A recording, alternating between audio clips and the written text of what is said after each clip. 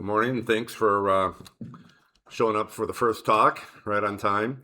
The title of my presentation is not the same as in your program, but this is the first of three different telemetry projects you're going to be hearing about this morning.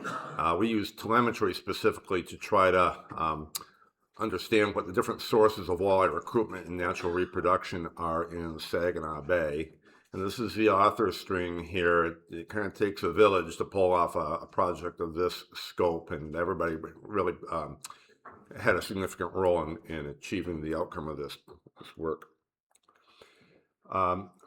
It's believed that historically walleye in Saginaw Bay spawned in both open water, probably on rock reef habitat, as well as in tributaries. The reefs were largely degraded due to sedimentation in the 20th century. If you took in Jeff Jolly's talk yesterday, he talked some about that. The population was restarted with stocking using a river spawning strain of walleye from the Muskegon River. And we knew that we had spawning walleye in the rivers, or at least in the Tittabawassee River, by virtue of some of our jaw tagging work there. These reefs that you see labeled there, some of those are natural and some of those are man-made. And most recently, Channel Island Reef was constructed right about here. That's not on this particular graphic. And we know that there are spawning walleyes on these habitats, but potentially other places as well. So the question is, where is all this reproduction coming from? And although we know that there are walleyes throughout the different habitat, we really didn't know what the relative proportions were in terms of importance. This is that era here where it was largely sustained by fingerling stocking. And then the food web changes that played out in 2003, most notably the disappearance of alewives from most of Lake Huron, released walleye from reproductive impediments. Their natural reproduction soared. We were able to discontinue stocking in 2006, and we met our recovery targets in 2009. And we were just so astounded at the magnitude of the population for all these years. And then all of a sudden, about 2016, it did this and went up even more. So we're doubly curious now, really, where is this reproduction coming from? And it's relevant and important to know because that really gives us information about how diverse the reproductive portfolio might be. And that concept is just as it sounds, like your investments would be safeguarded the most by spreading them out across a lot of different kinds of stocks or bonds or something. The same goes for a reproductive strategy for a population. If they are hailing from multiple different kinds of reproductive strategies and habitats, then they are more resilient, and that's something we want to have an understanding of. It also helps us to understand how we want to prioritize habitat improvement and protection. This isn't our first telemetry study. There was one done back in 2011 and 12, but in that case, we implanted transmitters in spawning fish in the Tittabawassee River, and then we wanted to see where they went to. And, oops, there we go. The percentages there are the percentage of fish that we had implanted that reached those different thresholds. And what was interesting is about 37% outmigrated into the main basin, and the remainder remained resident to Saginaw Bay. And so there's this sort of dichotomous migratory residency behavior. And the interesting thing is that if you're a migrator, and you do that every year, if you're a resident fish, you stay resident every year. And we really don't understand very much about what exactly is triggering that, if it's genetic or something else, but it's part of what's on our mind as we think about this question about spawning. So the study objectives for this new work is to determine the proportional utilization. Originally, it was 8 spawning aggregations or tributaries. We actually expanded that to all 13, which is just about every river in the watershed in Saginaw Bay, and whether or not the Tittabawassee River is a primary spawning location, as we suspected. to determine if offshore rock reefs are a source of walleye reproduction today and compare that to tributaries, and then to see if those are different at all between the migrant and resident fish. So we generally didn't know how these proportions would work out, but we developed some hypotheses, and we had some basis for that from some research that I did back in the late 90s and early 2000s. And basically, we hypothesized that the Tittabawassee River would be the most, the Kakaalin the next, Rifle, and then kind of on down the list. And we really thought the open water spawning would probably be maybe 2% out of the whole thing. So our design was to implant walleyes. It was split out between 2022 and 2023. We had some volunteer charter boat captains and anglers that helped us collect the fish hook and line so that they were in their best shape possible in order to endure the surgery. This map here is the actual location where we collected the fish. We were kind of going for a geographic spread. And the design was to do this in the month of May with the assumption that spawning had wrapped up by that time. The fish were back out of the rivers, but yet the out-migration into the main basin hadn't happened yet. So the month of May was our target to get this tagging done. And those transmitters, of course, were surgically implanted in the fish. And then we followed them for the subsequent 3 spawning seasons to see where they come back and reveal their location. This kind of telemetry work is tricky because the fish are being caught and harvested, right? So at any one time, we had to think about how many are actually out there. This is the first tagging event. This is the second one. And that attrition is through harvest. So that's relevant in terms of interpretation of this. So our criteria for spawning was assigned as what their location was between March 15th and April 15th. That's sort of the spawning period that we would use their location based on their detections on the receivers. And the hydrophone receivers look like this.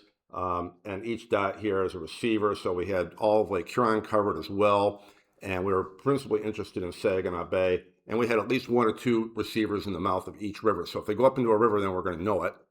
And of course the Saginaw River system. And and that was really our criteria. If they never entered a river, then they're going to be deemed open water spawner. If they did go into multiple rivers, whichever river they went most furthest upstream, they're going to be assigned to that river. Well, here are the results. So the 3 spawning seasons are there, and what jumps out at you right away is that the aggregate Saginaw Bay anywhere was 63%, not 2%. A huge shock and surprise. We could break that out between inner and outer Saginaw Bay. Not surprisingly, it was those open water spawners were primarily in the inner bay. We had 2% in Lake Huron and about 1% in Lake Erie. I don't think those are Saginaw Bay fish. I think those were from another stock that had already made it into Saginaw Bay in the month of May and just got mixed in with our study fish. And then here's how the rivers floated out. Tittabawassee River was, in fact, the most important. The Kakaalin, barely at all. The next most important was the Flint River, right in the Saginaw River main stem. And we know there's walleyes even in these ones that have 0, but our sample size, our study population wasn't great enough probably to see what those percentages are, but obviously they're very low. So here's just the aggregate of what I just showed you relative to what we originally hypothesized. We had hoped to assign proportions of open water spawning to these specific reefs, thinking that the fish would linger there, but that wasn't the case. They're just moving around all spawning season long in the open water. So we never felt like we could confidently do that. But we knew what was the spawning, the open water fish, just not really could assign them to a specific spot. If we take out that 3%, then these are the percentages that I really want you to remember, because it's 65% open water, 35% in the tributaries. And the 65% value might be inflated. If there were some walleyes that skipped spawning at all, then they might not have entered rivers, even though they were a river spawner, and they would have been attributed to open water spawning. We strove to only implant mature fish, but there's a chance that maybe some fish were not fully mature, and yet so they didn't spawn. They may have stayed out in the open water, and that could potentially inflate that value as well. But even if it's half that much, it's still way more than what we had originally hypothesized.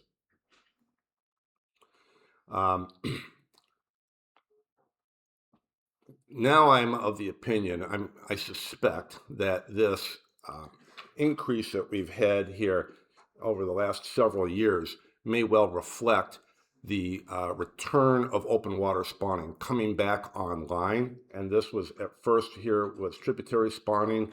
That seems to fit, although we don't really know that for certain. We can't fully answer that from this information.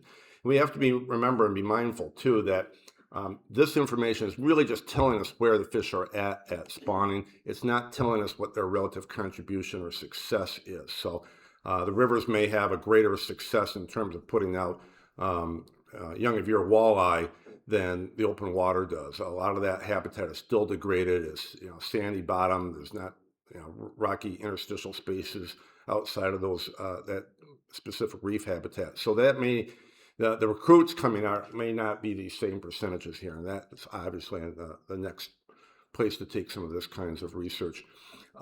We have some other information that sort of validates this, and part of the Corian Reef post-construction evaluation done by Scott Koenigbauer back then from Purdue University included an examination of walleye genetics for the walleyes that he was encountering on the reef, as well as samples from our tributaries and other places around the Great Lakes.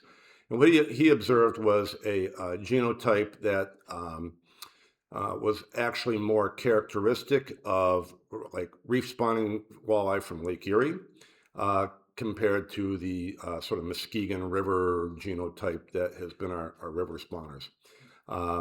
So that's consistent with this idea that there's this resurgence in as a source of fish in the open water. Now, we don't know if those necessarily mean that Saginaw Bay was recolonized by reef spawning fish from Lake Erie. We don't know. I kind of suspect that there was a remnant trace level of that there all along, and now it's just kind of come back online and surged. And so we don't know what the top end of this population is. I keep predicting that it's going to level off, and then next year it just keeps going up. So now that both sources of reproduction are online, again, I'm forecasting it's going to level off. The interesting thing was during this era here, we had a pattern of like 3 strong year classes and then a weaker or more modest year class, 3 strong, a weaker or moderate. That pattern went on 3 times very predictably. And then all of a sudden, starting here about 2016, they're all strong. We don't have any weak year classes anymore, or modest year classes for walleye.